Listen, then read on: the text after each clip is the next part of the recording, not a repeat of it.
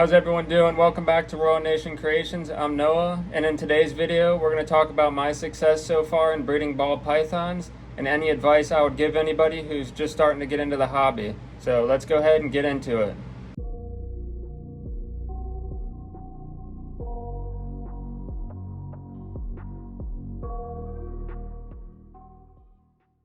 Alright, so to get started, I started breeding ball pythons about 2 years ago, and I've learned quite a bit in that time. I've always kept snakes for probably about 10 years, but I was never able to breed them where I was at.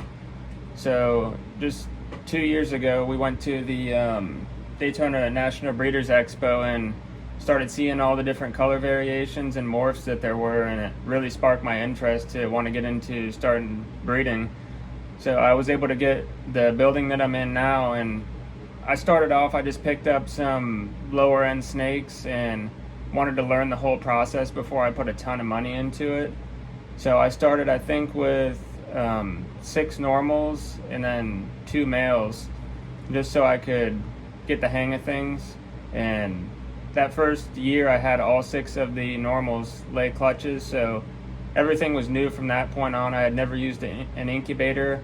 I did go ahead and pick up the Sea Serpents incubator right off the start because I was worried that I was going to get a cheap incubator and the clutches weren't going to hatch. So that was one of my main priorities. But I did start with some cheaper rack systems. I think I used the Vivarium Electronics racks, which worked perfectly fine off the start. And then obviously, as you know now, I did upgrade to the ARS racks, which I would highly recommend. They're great and I love everything about them. But that's a piece of advice I would give anyone is don't go in all out with a bunch of money off the start. I would invest a little bit and get the hang of everything and make sure it's something that you want to do and that it's something that you have the space for, because they can multiply very fast. And also you have to remember that if you have a lot of snakes, you're going to need a lot of rodents. And to do a lot of research, there's so many good YouTube channels out there that you can look at for different tips. You can join people's Patreons. A lot of people have those, and you can join in them and they'll teach you stuff. There's just so many websites out there nowadays where you can find out useful information. I think a lot of people just jump right into it without doing any research, and they get overwhelmed, and that's why so many people get out of the industry. You definitely just have to look into everything before you decide that that's something you want to do, because there's a lot more to it than most people think, but it's definitely enjoyable once you get everything figured out. So I'll go ahead and I want to show you guys the incubator that I use, the Sea Serpents one, and then also the rack systems that I use that I've had the most success with. So let's go ahead and take a look at those. Alright, over here is the incubator I started out with. It's one of Sea Serpent's smaller incubators, but it worked perfect for me off the start because, like I said, I only had 6 females. So there was plenty of space in there for clutches. And the incubator comes with, it has the switch so you can turn the lights on in there. It came with a thermostat, and it maintains temperature perfect. I obviously upgraded now. If you come over here, I have the bigger one because we have a lot more females now. I only have 2 clutches in there right now, but this one came on wheels since it's a little bit bigger. But overall, I love these incubators, and it's definitely my go-to for when it comes to an incubator. So if anyone's looking for a good one, I would definitely recommend Sea Serpents. So if we come back over here, as far as the rack systems, like I said, I use all ARS racks, and they've just worked out great for me. I like their heating setups a lot better than any of the other companies that I've used. They have the heat panels in the back. I'll show you. So if one of the heat panels goes out, you can just replace that one, rather than if you're using the heat wires, from what I've noticed, which like to go out a lot, you have to actually replace the whole rack's heating.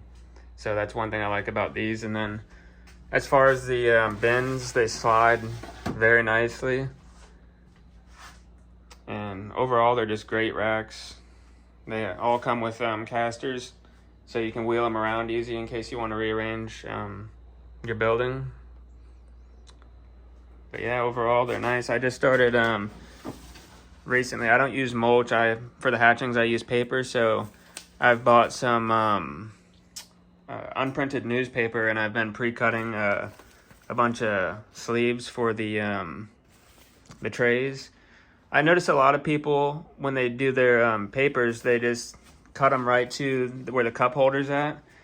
And all the snakes always like to go to the bathroom on the opposite side where there's no paper. So that was one thing I wanted to do when I pre-cut these papers, is make it to where the whole area was covered. And I will say it's made cleaning a lot easier for me, and it's just way more convenient. So if anyone has any questions about how we're cutting those, just go ahead and send me a message and I can give you any information on that. But yeah, overall the racks are just very well built. This is the ARS Mini 130. This is my other rack over here. I have the 7030, which has a lot of my bigger females in it.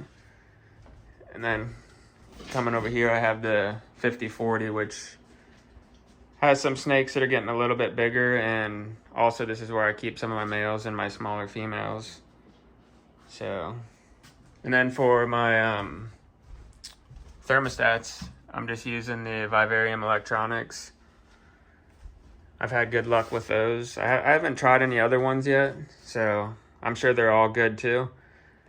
And then another recommendation I would give someone who's just getting started out is the Husbandry Pro. It's a app you can have on your computer or your phone, and you can track all your husbandry with your snakes.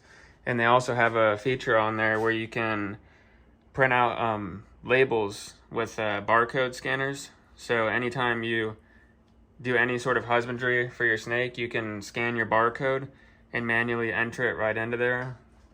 They also have areas on there where you can keep track of any breedings you're doing, all your clutches, everything. I would highly recommend using Husbandry Pro. I started with them right off the start, and I'm definitely happy that I went with them. So I'll go ahead and show you guys this snake again. The Super Gravel Pied. I'm just so happy I hit this snake off the clutch of the highways that I paired. One of my favorites. I can't wait till she gets a little bit bigger and I can do some more pairings with her. But yeah, other than the racks, the incubators, those are the main things you're going to need to get started if you plan on breeding. And then, like I said, find a good rodent breeder. Unless you want to do frozen thawed, which you can do that too, as long as you have a place to store them. Because I know some people don't like frozen rodents stored inside their house. So, all right, that's going to do it for everything that I'm using. Another thing I just wanted to quickly talk about too is there's a website some of you may not know about called Morph Market. You can purchase snakes on there. They have auctions. There's also a section called Morphpedia where it'll teach you a lot about all the different genetics, as well as they have a calculator on there where you can put in the pairing that you did, and it will tell you the different possibilities of snakes you can hit in your clutch. So it's very helpful to have that for people who don't really know their morphs that good yet. And the Morphpedia, say if you have a snake and you're not sure what it is, it can tell you different things to look for on your snakes so that you know you're more confident on knowing what you have. And they also have an app on the App Store that you can download. So I would definitely recommend checking that out. That's where I found out a lot of helpful information that's taught me a lot, is just from studying on there and as well as asking other people. So I would definitely check that out. All right, guys, that's going to do it for this one. And if you ever have any questions or need any advice, you can always message me on Instagram or my Facebook page at Royal Nation Creations, and I can help you out as much as I can with any questions. So if you guys could just like, comment, and subscribe, I'd greatly appreciate it, and we will see you in the next one. Have a good one.